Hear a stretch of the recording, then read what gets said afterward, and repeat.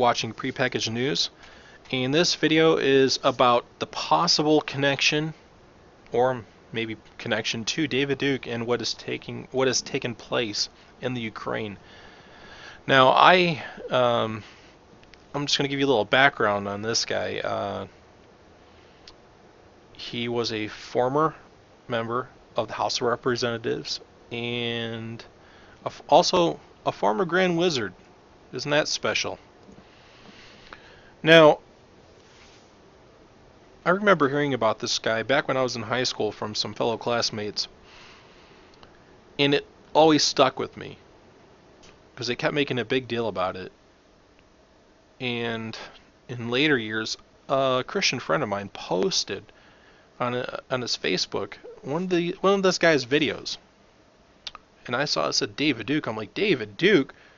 Man, that guy is this KKK Grand Wizard, Klan member, nut job. What are you doing? And I ended up watching the video, and it didn't sound that bad what the guy was saying. Now, was it just rebranding? Is it just repackaging? Because he's come out in years and he's kind of changed his tone. Not too much. I mean, he's got a website, he's got a YouTube channel.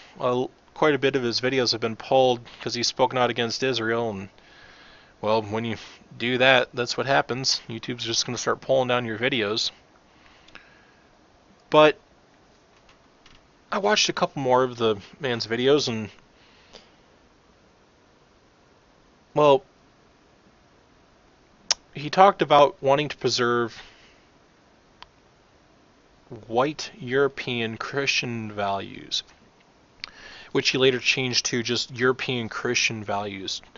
And you can even see right here, supports the preservation of labels, Western culture, and traditional Christian family values. Now, again, it might not sound so bad to a white European Christian or even a European Christian wanting to preserve your culture. But to other people, it's going to sound, oh, that's racist. But again, I've heard other videos where the man said, I'm not just only caring about the white man. I'm not just caring about only Europeans. I want the world to preserve their culture. And he explained it like this. When you go to France, you want to experience the people and the culture of France. When you go to Germany, you want to experience the people and culture of Germany. When you go to Mexico, you want to experience the people and culture of Mexico. When you go to China, you want to experience the people and culture of China. You don't want to go there and experience the West, America, and McDonald's on every street corner, and Dunkin' Donuts, And I wouldn't either. I'd just rather stay home. If that's what it's going to be, it's going to be the same everywhere you go. So I understand where he's coming from. So he's not just promoting, at the time, he wasn't just promoting, white supremacy. He's saying, let's preserve all cultures. Hey, fine. If that's how you want to rebrand it, that sounds good to me. Now, I've heard the man speak about taking multiple trips to Europe in a couple of his videos, and this was a few years back. Does that mean that he went over to the Ukraine and he sat there and he indoctrinated everybody and educated this man who happens to be the key player over in the Ukraine right now for the Freedom Party, who media's calling a neo-Nazi? Here's this bozo meeting with John McCain. And okay, they're going to slap in some neo-Nazi symbols. Yeah, you'll see a couple here in the crowd. But does that mean every head in this crowd is all brainwashed white supremacist neo-Nazis? No. It doesn't mean they're not, but it doesn't mean they are. So I'm going to give them the benefit of the doubt and say, yeah, maybe there's a few groups that are floating around and they are trying to throw their weight around.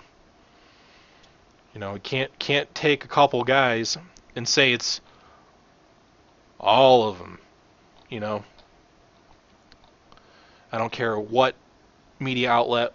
I don't care if it's coming from Russia or coming from the West, from Europe, from the U.S. It doesn't matter. Again, more pictures of him meeting with John McCain. Now, this happened in December, right before it all started melting down. Now, before I even saw this post here made by his staff, I said, you know what? I remember watching videos where he said he was making all these trips to Europe and meeting with these groups of people, educating them, helping them, trying to preserve their culture. Okay, doesn't sound so bad. But a secret tribunal in Europe is investigating him, and this was posted in December. Okay, what the hell's going on? You know, apparently I'm not the only person who thinks there's something going on with Dr. David Duke in Europe. He might be doing something sinister. I don't know. I wasn't there. But apparently he's been to Italy and he's been meeting with groups of people. Now, does that mean that he's, you know, Hitler 2.0 and he's coming back with a vengeance and he's going to turn Europe on its head and they're all going to become Nazis again? I don't know. Again, I wasn't at these meetings. I wasn't at these groups, and he didn't sit down and meet with me, but he was meeting with somebody. He was sitting down and talking to somebody. Was he talking to this guy? I can't find any photos.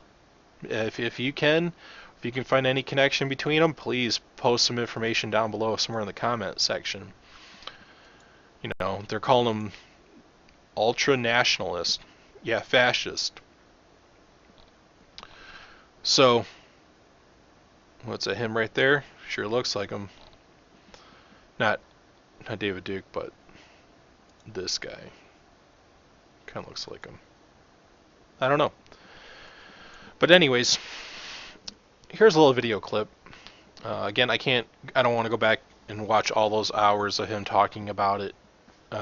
Just to sift through to find a few clips. It's just too much for me to do. If someone wants to go back and watch it again, go ahead. I've seen enough that I want to see for a lifetime.